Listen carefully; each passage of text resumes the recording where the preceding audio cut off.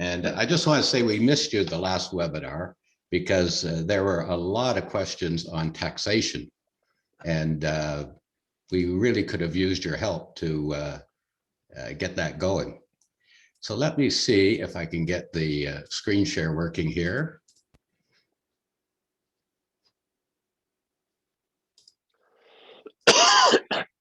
Okay. So today's webinar is actually kind of a fun one because it's pretty straightforward compared to a number of the ones that we've done, which can seem kind of overwhelming for people. And the reason why is because we're all pretty much familiar with buying real estate because we've all bought houses over a period of time, or almost all of us have. And so I think that a lot of people feel far more comfortable dealing with real estate than they do with, say, stocks. So we're going to enjoy this webinar. It's fairly short, and then we'll have time for some questions at the end. I want to acknowledge Linda from National Association of Federal Retirees Ottawa branch, Frank Schilder, who is once again acting as our Zoom master and does a wonderful job behind the scenes making this all work. Michael Patnode from the Ottawa Share Club, who produces the graphs for me, and Dave Gass, who produces the video that you'll see. Standard disclaimer, nothing in this presentation is advice or recommendation, even if it sounds like advice and recommendation, and is for information only. Remind people that all investing involves risk. That readers should seek the advice of a registered financial or investment advisor or conduct their own due diligence. And finally, I want to admit up front that the presenter admits a negative bias towards physical real estate. So I have to admit my biases up front. I really don't like owning physical property. So let's start with a poll question just to see what people think. So real estate does well in an area, meaning like a city, when what? When interest rates are low, when the economy is growing, when the population is growing, or all of the above. Please vote now.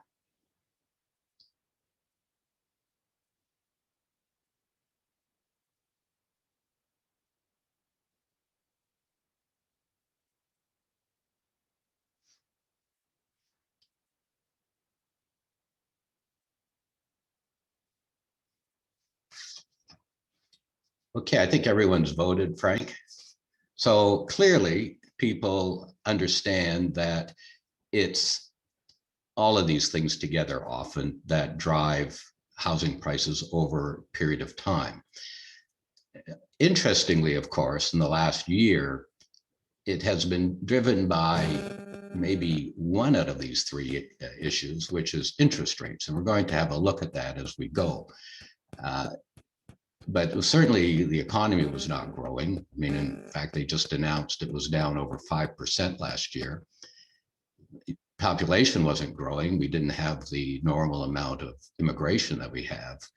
So it was primarily driven by interest rates.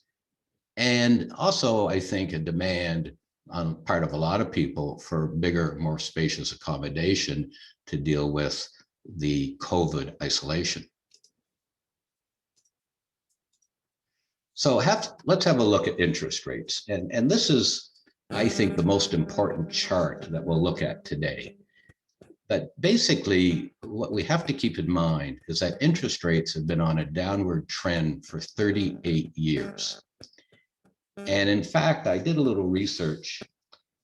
The rate on the 5-year Canada, this graph shows the US 5-year note, but the rate on the 5-year Canada, Government Canada bond peaked in September 1981 at a high of 18.8%, even higher than we're showing here for the US. And the low was in March of 2020, in other words, just about a year ago, at 0.3.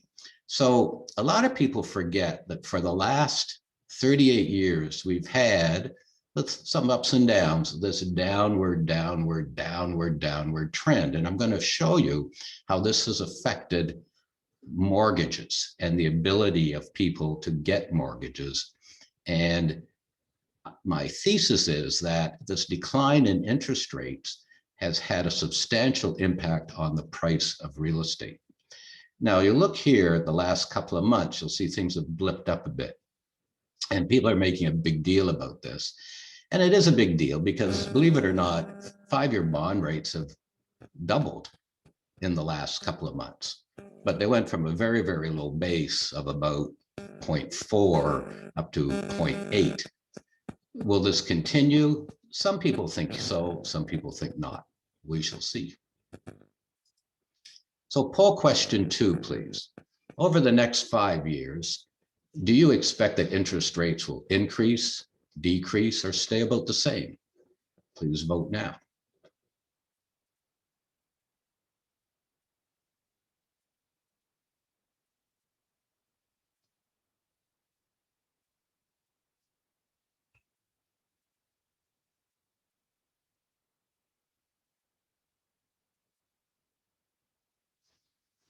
Okay, I think everyone's voted.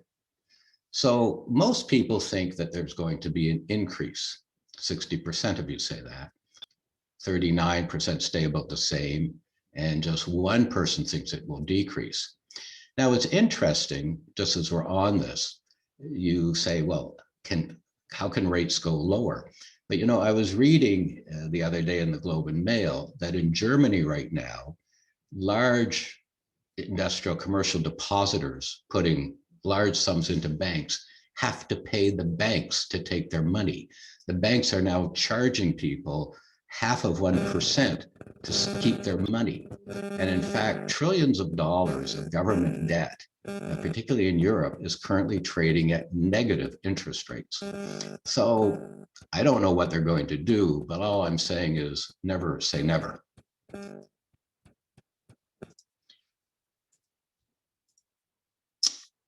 This is a little bit of a complicated chart, but it's really worth working through.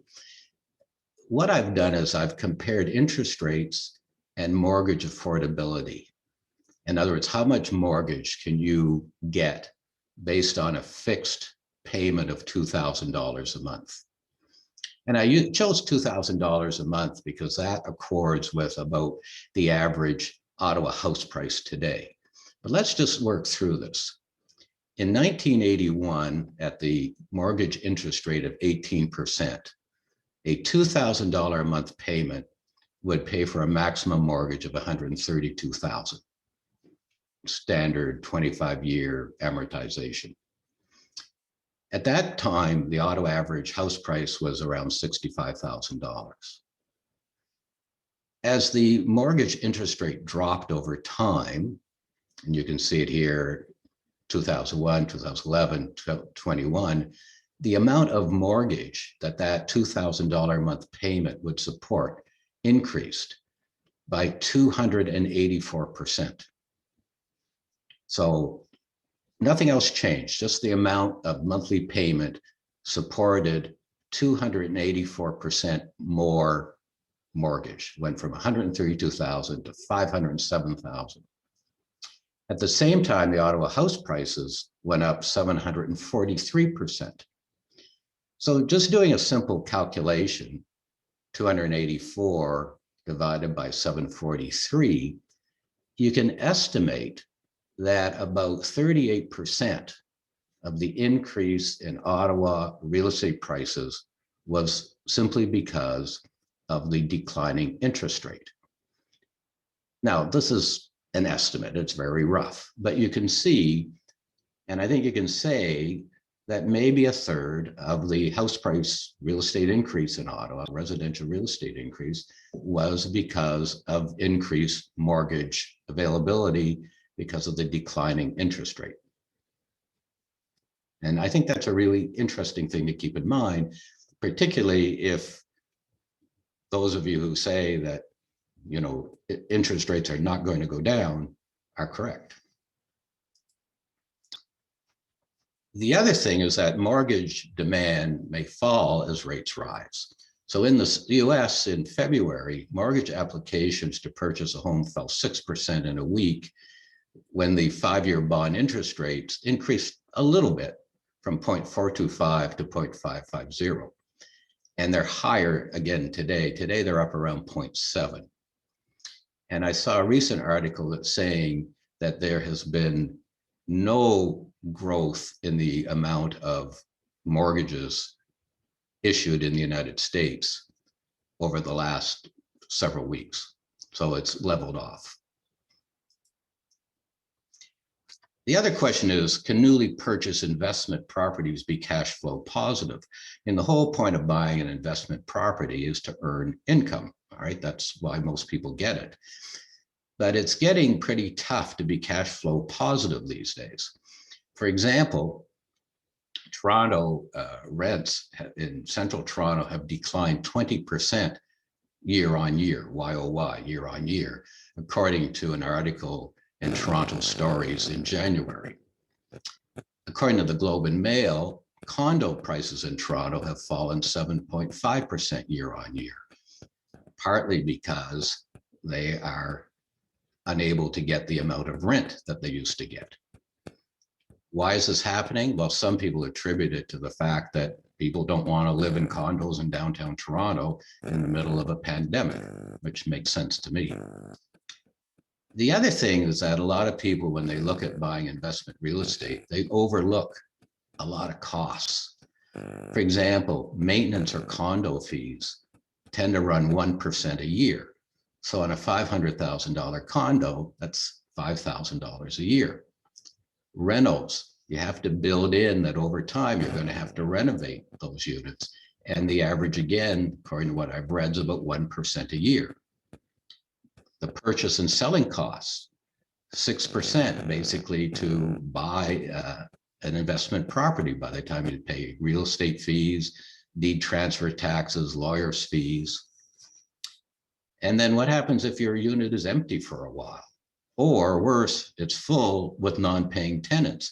And this has been a real problem during COVID because basically there's been a moratorium on getting tenants out, evicting tenants who aren't paying their rent, who may have very good reasons why they're not paying their rent. But all of these things affect the ability of a new investment property purchase to be cash flow positive. So here's poll question number 3. What percent of Ontario renters are currently behind on their rent? Now, this was according to a Globe and Mail article in December. So what percent are currently behind on their rent?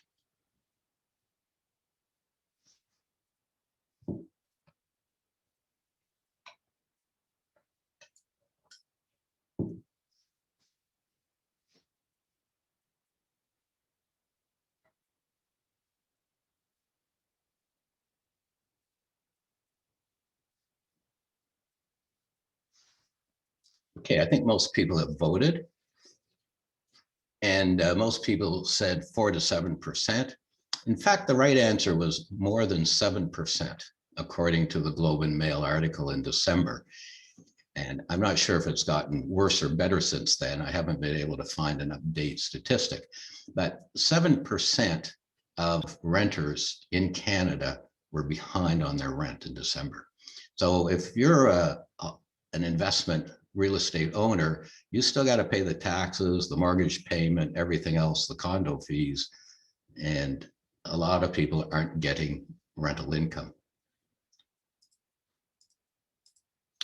So here I have a little instructional video on how to be an effective landlord. It's my landlord, Pearl. I'm really late on my rent. Oh, I'm getting out of here, man. She's nasty. No, please. I need to stay. This is gonna be ugly.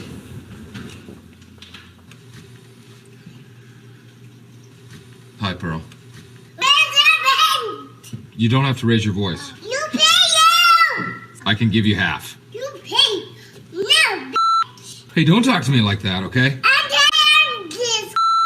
Look, I thought I was clear in my email that I needed a couple weeks. I work too hard. Can I just get 2 more weeks? I want my money. You need to relax. Yeah. Uh-uh. I want my money. Hey, don't call me bitch. I'm a grown man. God, you're mean. It's my landlord, Pearl. Anyway, how to be a good landlord.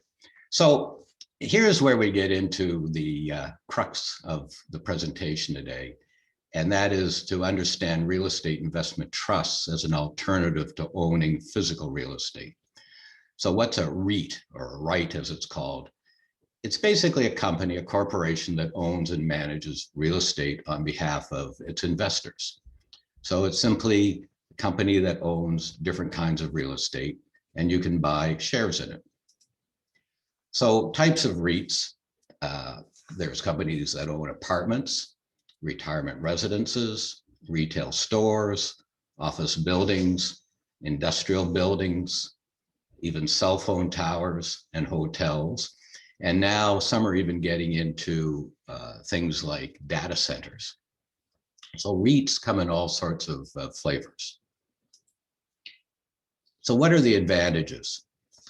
Well, perhaps the most important advantage is that it's a passive investment for the investor. There's nothing to do. Once you buy your shares in the REIT, you just sit back and collect the income and hopefully the capital gain. You don't have to worry about bad or non-paying tenants. There's no repairs. You don't have to do a lot of research or searching to find the unit you're looking for. You've got pretty much regularly guaranteed cash flow. Most REITs and REIT ETFs pay monthly. They're easy and inexpensive to buy and sell. If you've got an online discount account, you can buy $10,000 or $1 million for $9.95 or less.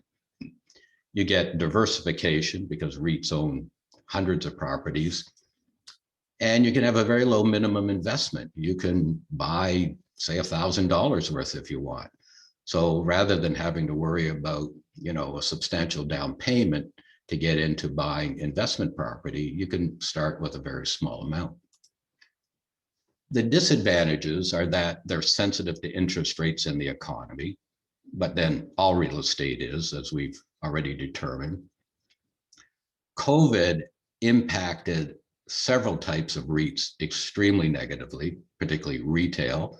As you can imagine, a lot of the retail REITs have been badly hurt, the ones that own shopping centers, hotels, office buildings. Also, there's less leverage than a conventional mortgage. One of the benefits of buying investment real estate is you put 20% down, but if you have capital gain, you get capital gain on 100% of the investment. However, you can do something similar with REITs. You can use a HELOC, a home equity line of credit, to borrow against to provide leverage. And if you do it properly, you get the loan first and then you buy the REITs. That interest is tax deductible, the same as it would be on an investment property. You might argue that's a little more risky, having your mortgage against your personal property, but even if you buy an investment property, you're still personally responsible for that loan. So let's have a look at how REITs have performed over the last 10 years. And here I've listed 4 different REITs. These are, REIT ETFs, exchange traded funds. These are funds that own 25 or perhaps more individual REITs. And the blue line, which has done the best, as you can see, is the CI First Asset Canadian REIT. The symbol of that, which we'll talk about further, is RIT. It is an actively managed ETF. These others are index ETFs, which work on different indexes. But you can see that over the last 10 years, they've returned between 90% and 166%. Now, this is total return, including distributions and assuming it's reinvested in a non-taxable account of some sort. Here are the actual numbers. So RIT, which is the CI actively managed REIT, currently yields 4.9%. It has a 10% average annual return of 9.7%. And the MER, the management expense ratio, is 0.75, which is interesting because for an actively managed fund, it's not that much more than the indexers. And it has done better than the indexers over the last 10 years or so. You know, a lot of people say passive investing is the only way to go. I've found that in certain specialty areas where you're not buying massive broad markets, it's nice to have people with brains sometimes picking the investments. And I'll show you why it seems to have worked in this case. By the way, I want to remind people down here that past returns do not guarantee future returns. So here we compare REIT, that actively managed ETF, versus both Ottawa and Toronto residential property prices. And I think you'll find this interesting. So if we look here at Ottawa residential, the average increase per year, last 2 years, is about 15.8%. The average increase over 10 years, 5.3%. Look how that compares to the REIT. Even the Toronto condo market, the average increase is 7.8%. If we go out here to the total return, the total increase after 10 years, the Ottawa market's up 67%. Now it's interesting that about half of that came in the last 2 years.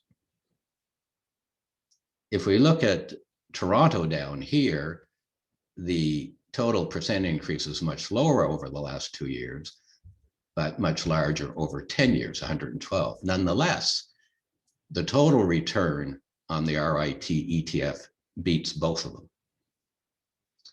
Now, if we take off that interest effect that I was talking about earlier, equal to say roughly 38% of the increase, the Ottawa residential increase drops down to about 42%. The REIT total increase drops to 94, and Toronto condo drops to about 69. So again, this isn't a recommendation to buy any particular security, but I think does illustrate well that a passive investment like a REIT ETF can compete with owning individual property. This shows you the REIT ETF versus the Toronto Stock Exchange over 10 years.